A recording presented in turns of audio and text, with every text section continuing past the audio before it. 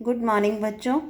आज हम करेंगे कविता फसल, जो कि नागार्जुन द्वारा लिखी गई बहुत ही सुंदर कविता है। इसमें उन्होंने, जैसे कि हमें नाम से ही पता चल रहा है कि फसल क्या होती है, हम लोग सभी जानते हैं कि एक सुंदर, जो खेतों में सुंदर लहलहाती हुई जो फसल होती है, उसका चित्र इस नाम को पढ़ते ही हमारे सामने आ जाता है।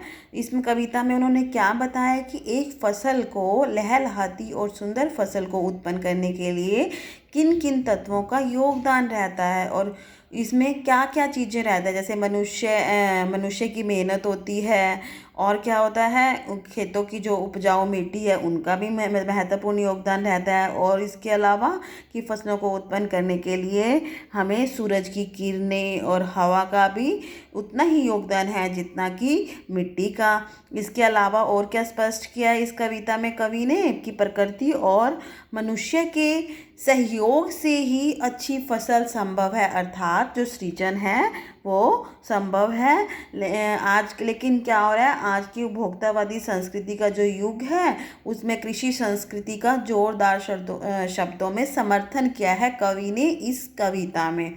वो क्या कहता है, एक की नहीं, दो के नहीं, ढेर सारी नदियों के पानी का जादू। ये वो कवि कह रहा है कि फसल उत्पन्न करने के लिए एक नदियों का, यानी कि एक नहीं बल्कि दो नहीं, बहुत सारी नदियों के पानी का जादू जो है इस फसल के ऊपर देखने को मिल जाता है। अर्थात कहने का क्या भाव है कवि के, कि नदियों से जो प्राप्त पानी होता है उसी से फसलें उगाई जाती है, और पानी देने के बाद ही फसलें जो है उगकर बड़ी हो जाती हैं। फसल के उगाने के लिए हमें एक के नहीं, दो के नहीं, लाख लाख, कोटि कोटि हाथों के स्पर्श की गरिमा, यानी कि हमें एक व्यक्ति के सहयोग के साथ नहीं, दो के साथ भी नहीं, लाखों करोड़ों व्यक्तियों के हाथों का स्पर्श पाकर ही ये अच्छी फसल जो है उगती है। और ये करोड़ों लोगों के परिश्रम का ही फल होता है कि इतनी अच्छी फसल जो है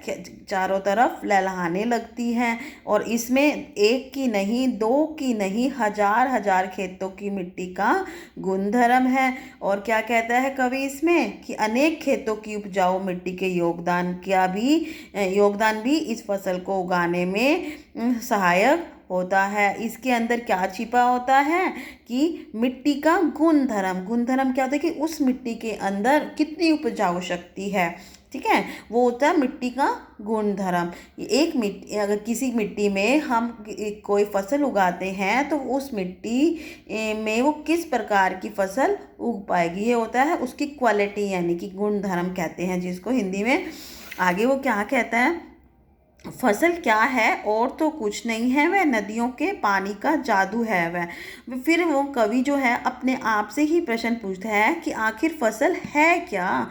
तो फिर वो खुद को ही जवाब देता हुआ कहता है कि और कुछ नहीं है, वह जो फसल है और कुछ नहीं, वो क्या है, नदियों के पानी का जादू है। अर्थात नदियों के पानी के द्वारा ही एक अच्छी फसल उगाने में हम कामयाब होते हैं। हाथों के स्पर्श की महिमा है, और लाखों करोड़ों व्यक्तियों के हाथों को मेहनत का फल है। भूरी, काली, संदली मिट्टी का गुणधर्म, यानी कि अलग अलग फसलें जो हैं अलग अलग मिट्टी में उगाई जाती हैं। जैसे भूरी काली मिट्टी होती है ना, वहाँ पे यानी कि उनकी उपजाऊ शक्ति के अकॉर्डिंग ही फसल को उगाया जाता है। रूपांतर है सूरज की किरणों का। और क्या है फसल, जब हम बीज बो देते हैं, उसको पानी दे देते हैं, और जब मिट्टी अपना काम करना शुरू कर देती है और उसमें से छोटे छोटे पौधे निकलने शुरू हो जाते हैं, तब जब सूरज की किरणें अपना प्रभाव दिखाती हैं और पौधे क्या होते हैं, बड़े होकर सुंदर फसलें बन जाती है। अर्थात सूरज की किरणों की गर्मी से ही फसलें पककर तैयार होती हैं। सिमटा हुआ संकोच है हवा की थिरकन का, और जब ये फसलें बड़ी होकर तैयार हो जाती हैं तो ऐसा लगता है कि जो हवा की थिरकन है वो यहाँ पर रुक गई हो, अर्थात जो हवा जो है इन फसलों के रूप में वहाँ पर चारों ओर लहरा रही है। Okay students.